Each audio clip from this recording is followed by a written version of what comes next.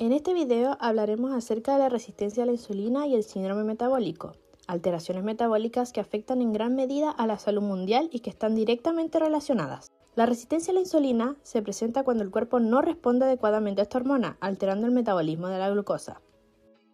Mientras que el síndrome metabólico corresponde a una cantidad de factores de riesgo como lo son la obesidad, la dislipidemia y la hipertensión, los que aumentan el riesgo cardiovascular.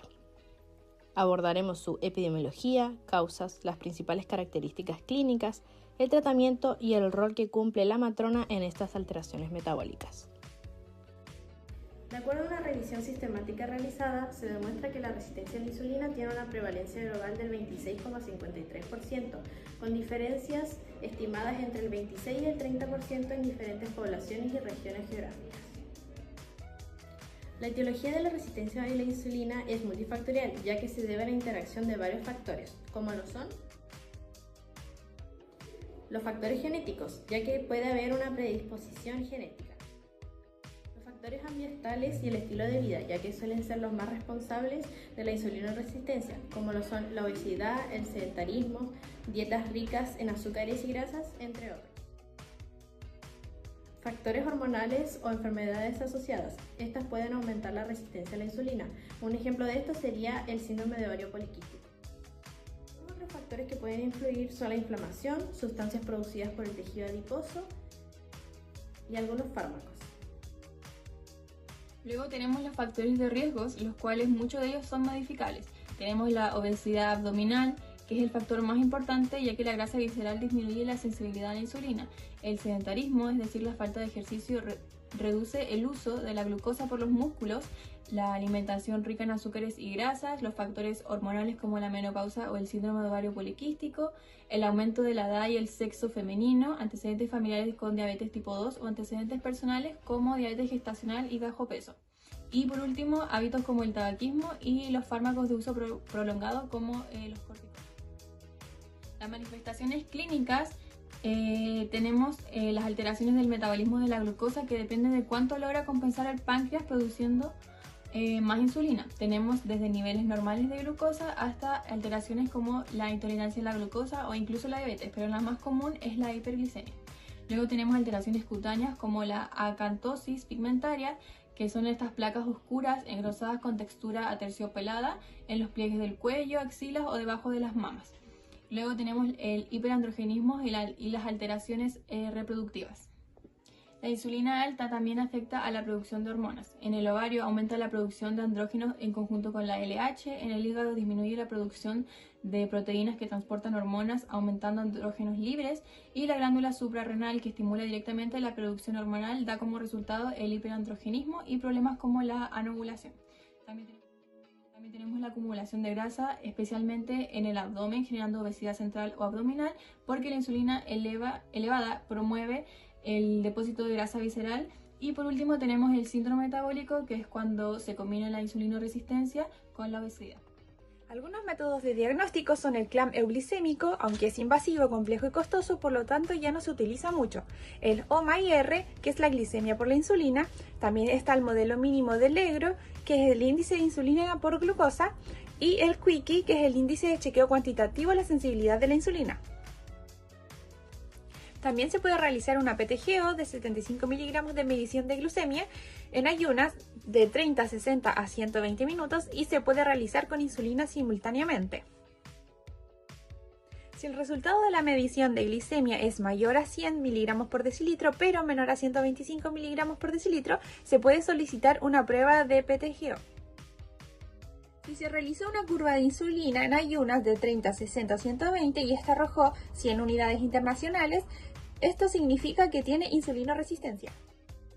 Pero si es mayor a 200 miligramos por decilitro, se considera diabetes. O si es que se realiza una medición en 2 ocasiones o más y da mayor o igual a 126 miligramos por decilitro, también se considera diabetes. Los tratamientos para la resistencia a la insulina son mejorar los estilos de vida, ya sea realizando ejercicio, teniendo una alimentación adecuada, disminuyendo los alimentos altos en grasas saturadas y en azúcar, y un fármaco esencial sería la metformina.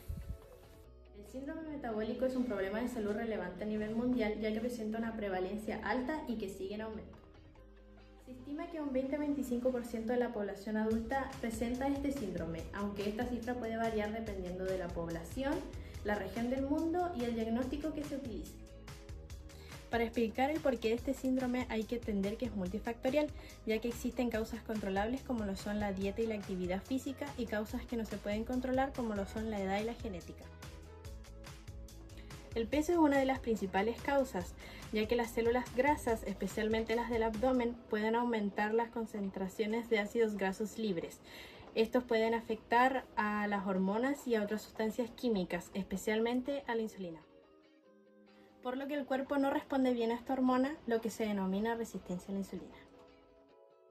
Esto puede causar un aumento del colesterol LDL y una disminución del colesterol HDL, además de aumentar la presión arterial y la concentración de triglicéridos en sangre, llevando a un síndrome metabólico.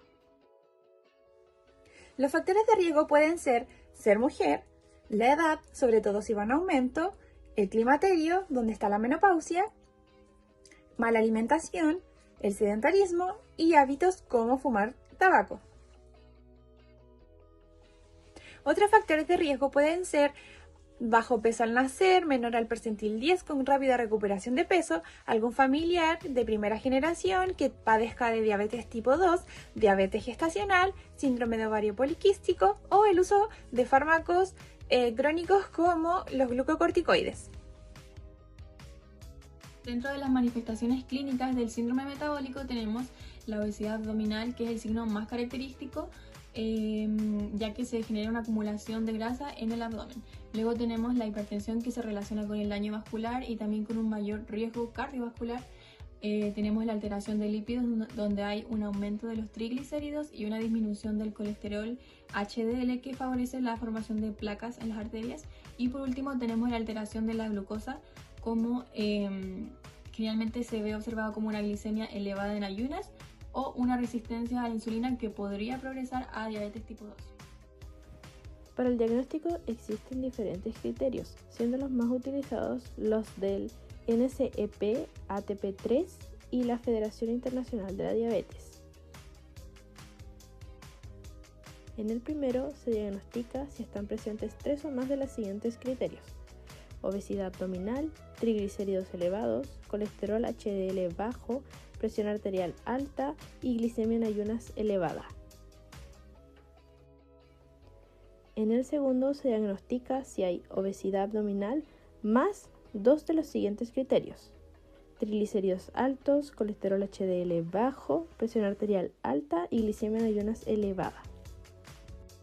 Los tratamientos son cambios en los estilos de vida como comer saludable y realizar ejercicio, medicamentos para disminuir la presión arterial como enalapril y losartán, medicamentos para disminuir los triglicéridos o colesterol como la atorvastatina y medicamentos para disminuir el azúcar en sangre como la metformina.